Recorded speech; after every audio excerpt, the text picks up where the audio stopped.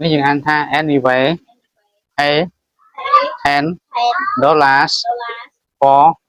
the round trip anyway anyway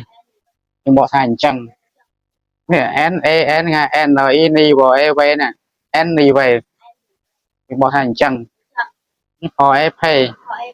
pay nó nhưng bộ thành chùm nai rồi có băng trai chùm nai ở kia nó nghe anh tháp pay nít ten bộ thành đọc dollars bộ thành đô la ní for nhưng anh ta for nó bộ thành sầm rạp nhưng anh ta đỡ nhưng anh ta round nó bộ thành tàu binh tàu một anh nói là trip trip ní pay ní cái chết lên sầm bọt chẳng nhưng bộ thành anh ấy nhưng bộ liền ta chẳng trai băng $10សម្រាប់សម្បត្តិទៅវិញទៅមក anyway a $10 for the round trip anyway a $10 for the round trip កន្លែងនេះយើងអាចដាក់ប៉ុន្មានក៏បានដែរយើងក៏ជំនួសវាឡើង10ហ្នឹងទៅប៉ុន្មានក៏បានដែរដូរឡើងហ្នឹងណាអានេះយើងអានថា here is the money ហើយហៅ is here នេះយើងបកថានេះ here នេះ is here is បកថានេះជា is ហ្នឹងបកថាគឺជានៅយើងអានថា the នេះអានថា money វាមកអូមកណម៉ាក់មកអាម៉ាក់ណម៉ាន់សអូនេះយើងអានស្អាក់មិនថាសអូទេអញ្ចឹងមកអាម៉ាក់ណម៉ាន់ណអ៊ីនេះម៉ាន់នេះយើងបកថាលុយអញ្ចឹងយើងបកថានេះគឺលុយ here is the money here is the money យើងអានថា may I speak to you វាមកអេមេយើងបកថាអនុញ្ញាតនេះអានថា I បកថាខ្ញុំ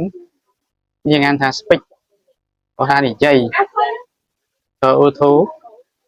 you បកថាទៅអ្នកអញ្ចឹងគ្រានេះយើងបកថាខ្ញុំនិយាយគឺខ្ញុំអាចនិយាយទៅអ្នកផងបានទេ May I speak to you May I speak to you May I speak to you យើងអានថា am sorry sorry sorry am sorry យើងអានសូណានេះសអសរអ៊ីរី sorry am sorry no one name ពីដា in our company company នេះ mm នេះមកពី I am យើងបកថាខ្ញុំគឺឬក៏ខ្ញុំជាតែ clear ហ្នឹងយើងថា I am ហ្នឹងវាស្មើវាបកថាមកថាបកថាខ្ញុំមួយម៉ាត់ទេខ្ញុំយ៉ាងថា sorry បកថាសុំទោសពេលដែលធ្វើខុសអីមួយគេប្រើពាក្យ sorry បាទពាក្យ excuse me ណាហ្នឹងវាសុំទោសដូចគ្នាតែសុំទោសហ្នឹងគឺក្នុងករណីដែលយើងចង់សួរអីគេមួយយើងអត់ខុសទេប៉ុន្តែយើងចង់សួរគេមួយឬអីមួយគេប្រើពាក្យ excuse me តែបើយើងខុសអីមួយយើងធ្វើអីខុសអីមួយគេប្រើពាក្យ sorry I'm sorry អានេះវាធ្វើខុសអីមួយថាខ្ញុំសុំទោសមានន័យថាអ្នកនិយាយហ្នឹងវាខុសអីមួយឬក៏បដិសេធអីមួយចំពោះអ្នកណាម្នាក់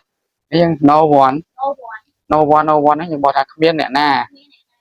one នេះចំពោះឲ្យវាជំនួសឲ្យអ្នកណា no ហ្នឹងបកថាគ្មានអ្នកណានេះ name ឈ្មោះនេះត្រូវ et ដល់ ada ស៊ីដាហ្នឹងឈ្មោះស៊ីដា in បកថានៅក្នុងនេះ our ហ្នឹងបកថារបស់យើងឬក៏យើងនេះ company ហ្នឹងបកថាក្រុមហ៊ុនអញ្ចឹងគ្នានេះយើងបកថាខ្ញុំសុំទោសមាននរណាឈ្មោះស៊ីដានៅក្នុងក្រុមហ៊ុនយើងទេ I'm sorry no one name ស៊ីដា in our company I'm sorry no one name ស៊ីដា in our company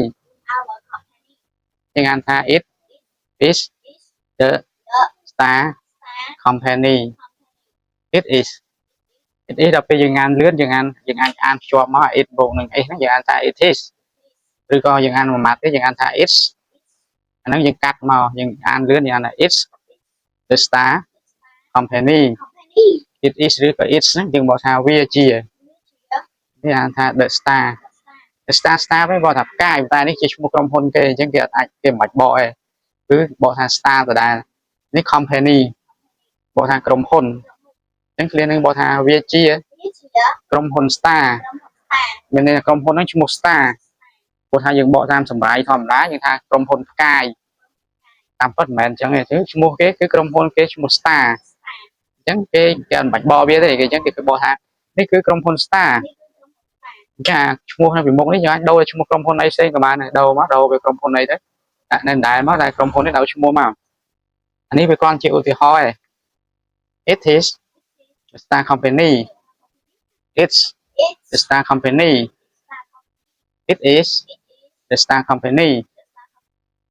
បានតបន្ត